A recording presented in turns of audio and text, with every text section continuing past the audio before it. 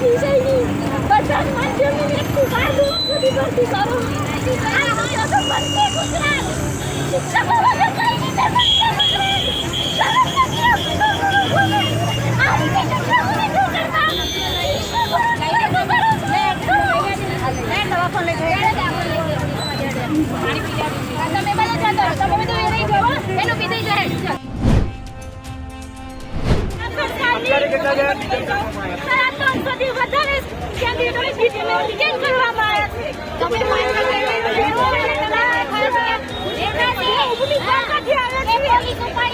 ભવિષ્યની પેઢીને ઘડનારા અત્યારે રસ્તા ઉપર ઢસડાઈ રહ્યા છે. ત્યાં કોઈ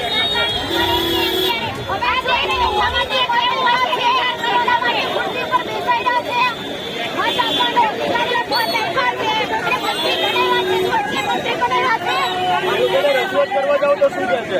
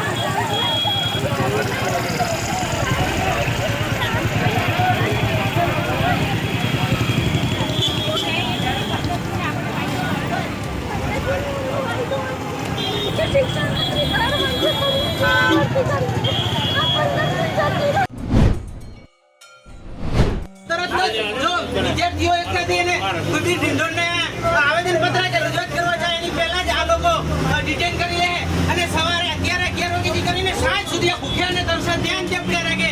એટલે આ વિદ્યાર્થીને કોઈ આ સરકાર સાંભળતી જ નથી. બોલો ભાઈ, તમે બોલો. એ સરકાર છે 505 કિલોમીટરથી આવેદન કરવા આવેલા દૂરથી આવેલા જે મિત્રો છે એ બધાને આવી રીતે પકડી અને ગાડીમાં પૂરીને પોલીસ સ્ટેશન લઈ જાય છે. બરોબર, તો જે બંધારણ દ્વારા અભિવ્યક્તિની સ્વતંત્રતા આપવામાં આવી છે, બરોબર છે, આ હકનો કોઈ અર્થ રહેતો નથી. અને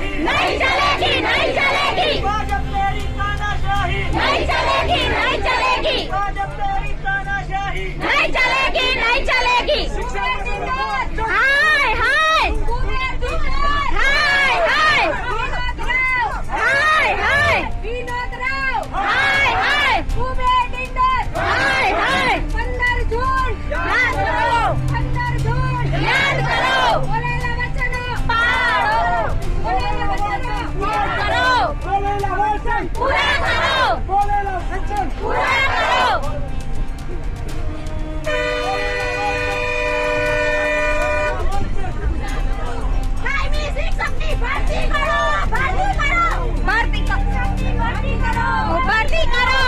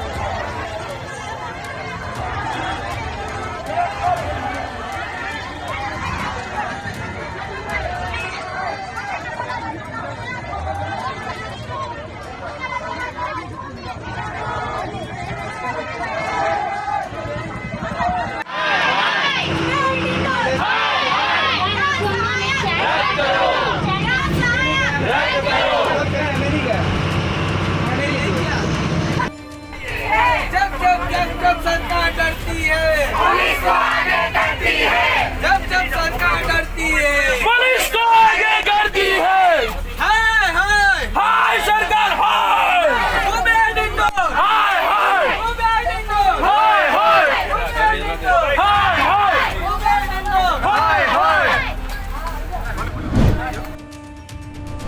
નમસ્કાર, જય હિન્દ, જય ભારત. હું યુવરાજસિંહ જાડેજા. આજરોજ ફરી એક વખત ગુજરાતની અંદર જે ગુજરાતનું જે વાસ્તવિક મોડલ છે એ ફરીથી પ્રકાશમાં આવ્યું છે. કેમ કે આજે જે ભાવિ શિક્ષકો હતા, એટલે કે જે શિક્ષકો બનવા માંગે છે, કાયમી શિક્ષક બનવા માંગે છે, તે પોતાની માંગણી અને પોતાની લાગણી રજૂ કરવા માટે ગાંધીનગર આવ્યા હતા. આજે ફરી એક વખત સરકારના ઇશારે પોલીસે ઢસડીને એને ક્યાંક ને ક્યાંક મૂંઢમાર માર્યા છે, ક્યાંક ને ક્યાંક વિખુડિયા ભરી લીધા છે અને ખૂબ પ્રતાડિત કર્યા છે. આજે જે વિદ્યાર્થીઓની હાલત જે છે ખૂબ દયનીય છે. કેમ કે આજે વિદ્યાર્થી પોતાનો જે ન્યાય માંગવા માટે, પોતાના હક અધિકારો માંગવા માટે અને પોતાની જે વાત રજૂ કરવા માટે જ્યારે ગાંધીનગરની અંદર જાય છે ત્યારે પોલીસ એની ઉપર દમન કરે છે. આજના જે દ્રશ્યો છે એ ખૂબ જ વિચલિત કરનારા છે અને ખૂબ જ જે વિદ્યાર્થીઓની પરિસ્થિતિ છે એ દયનીય દેખાઈ આવે છે એમાં. અને ખાસ કરીને અમે ગુજરાત સરકારને કહેવા માંગીએ છીએ કે છેલ્લા ઘણા સમયથી ગુજરાત રાજ્ય સરકારની અંદર ઘણી બધી શિક્ષકોની જગ્યા કાયમી ખાલી છે, તો શા માટે કાયમી શિક્ષકોની ભરતી કરવામાં નથી આવતી? કેમ કે લગભગ વિધાનસભાના ફ્લોર ઉપર જે વાત કરવામાં આવી પ્રમાણે 40,000 જેટલા શિક્ષકોની જગ્યા ખાલી છે અને એમાં પણ કહી શકાય કે જૂન મહિનામાં તો નિવૃત્તિ કાળ હોય છે, તો મોટા ભાગે લોકો નિવૃત્ત થતા હોય છે. તો 17,000 જેટલા કર્મચારીઓ નિવૃત્ત થયા છે, એમાં શિક્ષકો પણ છે અને લગભગ એવું કહી શકાય 50,000 જેટલી જગ્યાઓ ખાલી છે. તો શા માટે કાયમી શિક્ષકોની ભરતી એ કરવામાં નથી આવતી અને શા માટે આ વિદ્યાર્થીઓ છે અને એની સાથે આતંકવાદી જેવું વર્તન એ શા માટે કરવામાં આવે છે? આજે જયારે વિદ્યાર્થીઓ પોતાની વાત રજૂ કરે છે, તમે જેવા નારા આપ્યા હતા ને કે બેટી બચાવો બેટી પઢાઓ, મહિલા સશક્તિકરણ, નારી વંદના, આ બધું તમે જ કહ્યું હતું. આજ જે નારાઓ હતા એ નારાઓ આજે ક્યાંક ને ક્યાંક પોકળ સાબિત થયા છે. હવે આ નારા બદલી નાખવાની જરૂર છે અને મહેરબાની કરી જે વિદ્યાર્થીઓ છે, જે વિદ્યાર્થીનીઓ છે, એની સાથે આ પ્રકારનું વર્તન એ ખૂબ જ અસહ્ય છે. આવનાર દિવસોમાં અમારે રોડ પર પણ ઉતરવું પડે, આવનાર દિવસોમાં અમારે વિધાનસભાનો ઘેરાવો કરવો પડે, કે આવનાર દિવસોમાં અમારે શિક્ષણ મંત્રીના ઘરનો ઘેરાવો કરવો પડે, તો પણ અમે કરીશું. કેમ કે અમારા હકની લડાઈ છે, અમારા ન્યાયની લડાઈ છે. એટલે આવનાર દિવસોમાં હજી પણ અમારા અલગ અલગ રચનાત્મક કાર્યક્રમો છે એ શરૂ જ રહેશે. જય હિન્દ, જય ભારત.